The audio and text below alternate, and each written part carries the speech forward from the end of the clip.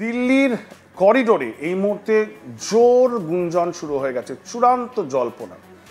আগামী মাসে প্রধানমন্ত্রী নরেন্দ্র মোদী তিনি ৭৫ বছরে পা দেবেন এবং প্রত্যেক বছরই প্রধানমন্ত্রীর জন্মদিনকে নিয়ে বিজেপির অন্দরে একটা সাজো সাজো রব থাকে, কিন্তু এবছর মুডটা কি একটু অন্য। ঘরে বাইরে দুদিকেই কোণঠাসা প্রধানমন্ত্রী নরেন্দ্র মোদী। একদিকে আপনারা দেখছেন কিভাবে বিরোধীরা একত্রিত হয়ে এক স্বরে কেন্দ্রীয় সরকার এবং তার সঙ্গে সঙ্গে ইলেকশন কমিশনের বিরুদ্ধে তারা মাঠে নেমে পড়েছেন।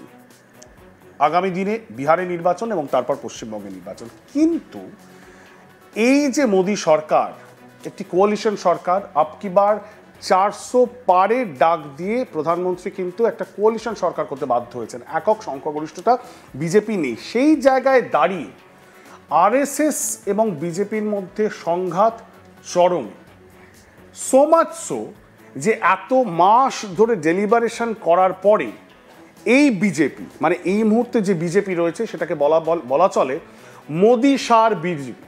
আপনারা জানেন এর আগে যারা সিনিয়র নেতা বিজেপির, মোদী সার জামানা শুরু হওয়ার পরে লালকৃষ্ণ আদবানি থেকে মুরলী মনোহর যোশী, এই যারা সিনিয়র নেতারা রয়েছেন তাদেরকে মার্গদর্শক মণ্ডলী, তাদেরকে রিটায়ারমেন্টের পথে ছেড়ে দেওয়া হয়েছে। বকলমে সরকার এবং পার্টি দুটোই চালান শক্ত হাতে প্রধানমন্ত্রী নরেন্দ্র মোদী এবং তার second in command Amit Shah. কিন্তু বিগত দিনে কেন জানি না প্রধানমন্ত্রী নরেন্দ্র মোদীকে নিয়ে চূড়ান্ত জল্পনা চলছে দিল্লির করিডোরে এবং তাকে স্বমহিমায় সবসময় পাওয়া যাচ্ছে না। কিছুটা হলেও কোণঠাসা কি প্রধানমন্ত্রী নরেন্দ্র মোদী? আমরা কেন এই কথা বলছি? কারণ কিছু গুঞ্জন যেটা দিল্লির করিডোরে পাওয়া যাচ্ছে সেটা আপনাদের সামনে আমরা আজকে নিয়ে এসেছি সরাসরি আজ তাক বাংলার পর্দায়। কারণ গতকাল এবং গত মাসে পর দুবার এমন কিছু বক্তব্য, এমন কিছু ইঙ্গিত পাওয়া গেছে যে সে মানুষের কাছ থেকে নয়। ভারতবর্ষের বুকে যে তিনজন মানুষ সবচেয়ে বেশি ক্ষমতাসীন, যাদের কাছে সবচেয়ে বেশি ক্ষমতা আছে, এক স্বয়ং প্রধানমন্ত্রী নরেন্দ্র মোদী, যিনি সবার উপরে বসে রয়েছেন। তারপরেই তার সেকেন্ড ইন কমান্ড, তার ট্রাস্টেড লেফটেন্যান্ট অমিত শাহ, এবং আরেকটি বলয় রয়েছে, যে তৃতীয় বলয়ের কথা বলা হচ্ছে সেটি নাগপুরে, তার নাম মোহন ভাগবত, আরএসএস এর সরসংঘ চালক বা আরএসএস এর প্রমুখ প্রধান। আরএসএস যারা বিজেপির আইডিওলজিক্যাল সোর্স, সেই আরএসএস এর গ্রিন সিগন্যাল ছাড়া কোনো বড় সিদ্ধান্ত বিজেপিতে কিন্তু হয় না, এবং তার ফলে কে হবেন কোনো রাজ্যের মুখ্যমন্ত্রী, কে হবেন কোনো রাজ্যে বিজেপির প্রমুখ, কে হবেন প্রধানমন্ত্রী, এই সব সিদ্ধান্তে যেই মানুষটির শিলমোহর প্রয়োজন, যার শিলমোহর প্রয়োজন, তিনি বসেন নাগপুরে। আরএসএস এর প্রমুখ সরসংঘ চালক মোহন ভাগবতের গ্রিন সিগন্যাল ছাড়া বিজেপিতে কোনো বড় সিদ্ধান্ত হওয়া কিন্তু পসিবল নয়। সেই জায়গায় দাঁড়িয়ে এত মাস হয়ে গেল, মেয়াদ উত্তীর্ণ, কিন্তু বিজেপি সর্বভারতীয় স্তরে তাদের সর্বভারতীয় সভাপতি এখনো পর্যন্ত ডিক্লেয়ার করতে পারেনি। অনেক বিড়ম্বনার পরে গত ডিসেম্বরে আপনারা জানেন পশ্চিমবঙ্গের রাজ্য সভাপতি মেয়র শেষ হয়ে গেছিল সুকান্ত মজুমদার, কিন্তু তিনিও এক্সটেনশনে ছিলেন এবং শেষমেশ এই রিসেন্টলি আমরা জানি শ্রমিক ভট্টাচার্যর নাম ঘোষণা করা হয়েছে। সেই শ্রমিক ভট্টাচার্যর নাম ঘোষণার পেছনেও আরএসএস এর প্রচ্ছন্ন প্রভাব রয়েছে। শ্রমিক ভট্টাচার্য যিনি নিজে আরএসএস থেকে উঠে এসেছেন, যিনি অনেকদিন আরএসএস এর সাথে যুক্ত ছিলেন, আরএসএস এর স্বয়ংসেবক, এবং সেখান থেকে আজ তিনি রাজ্যে বিজেপিকে এগিয়ে নিয়ে যাওয়ার দায়িত্বটা পেয়েছেন। ঠিক তেমনভাবে আপনারা ভেবে দেখুন কতবার মোহন ভাগবত নিজে এসেছেন, সোমাচ্ছ যে রিসেন্টলি তিনি এসেছিলেন, তিনি একাধারে 10 দিন পশ্চিমবঙ্গের বুকে ছিলেন।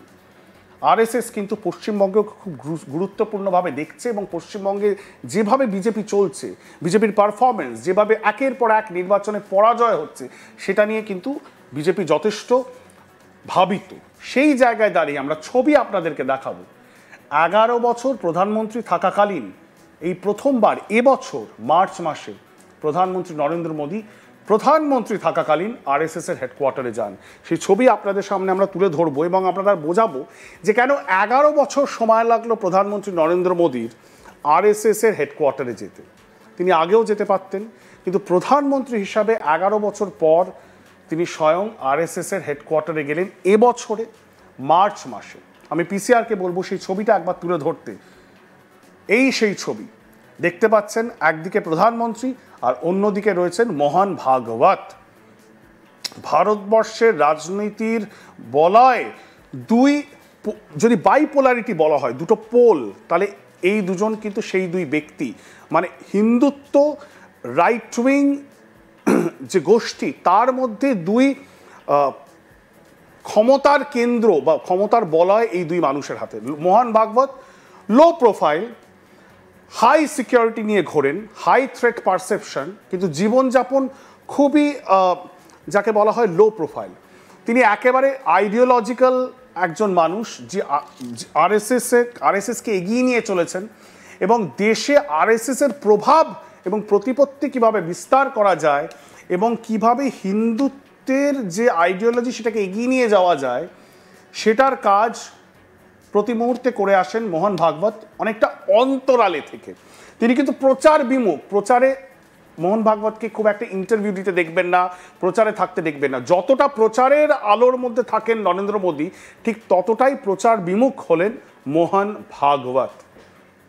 মোহন ভাগবতেরও জন্মদিন এবং তিনিও কিন্তু এবছর 75 বছরে পড়ছেন। এবং খুব ইঙ্গিতপূর্ণভাবে মোহন ভাগবত তিনি প্রায় নরেন্দ্র মোদীকে বলে দিয়েছেন যে তার রিটায়ারমেন্টের সময় চলে এসেছে। তিনি আকারে ইঙ্গিতে স্পষ্ট করে দিচ্ছেন যে 75 বছর হয়ে গেলে পাবলিক লাইফে আর কোনো ইউটিলিটি থাকে না, তাই অন্যদেরকে ছেড়ে দিতে হয়, মানে চেয়ার কুর্সি সেটা অন্য কাউকে হস্তান্তরিত করা প্রয়োজন। কি ইঙ্গিত দিতে চাইছেন মোহন ভাগবত? তিনি কেন এই কথা বললেন? এবং তিনি এই কথাটা খুব বেশি দিন আগে বলেননি। গত মাসে জুলাই মাসে মোহন ভাগবত একটি অনুষ্ঠানে তিনি যখন বক্তৃতা দিচ্ছিলেন, তখন তার এই বক্তব্য উঠে আসে এবং যা নিয়ে এই মুহূর্তে রাজনীতির অলিন্দে রাজধানীতে চূড়ান্ত জল্পনা চলছে, বিশেষ করে বিজেপির অন্দরে। এবং আপনাদেরকে দেখাবো যে বিজেপির মধ্যে থেকেও কিন্তু শার্প রিয়াকশন উঠে এসেছে মোহন ভাগবতের এই কথাটাতে। প্রধানমন্ত্রী স্বয়ং বলছেন না, কিন্তু প্রধানমন্ত্রীর ঘনিষ্ঠ যেসব নেতারা, তারা কিন্তু মিডিয়ার সামনে মুখ খুলছেন। তারা স্পষ্ট করে দিচ্ছেন একটা কথা, প্রধানমন্ত্রী নরেন্দ্র মোদীর বিজেপিকে প্রয়োজন নেই, কিন্তু বিজেপির এই মুহূর্তে যা রাজনৈতিক অবস্থান ভারতবর্ষের বুকে, নরেন্দ্র মোদীকে আলবাত প্রয়োজন, নইলে বিজেপি নাকি 150টি আসনও জিততে পারবে না। না, এই কথাটা তৃণমূলের, কংগ্রেসের বা বিরোধীদের কোনো নেতা বলছেন না, বলছেন স্বয়ং মোদীর একান্ত ঘনিষ্ঠ একজন সাংসদ, যার নাম নিশিকান্ত দুবে।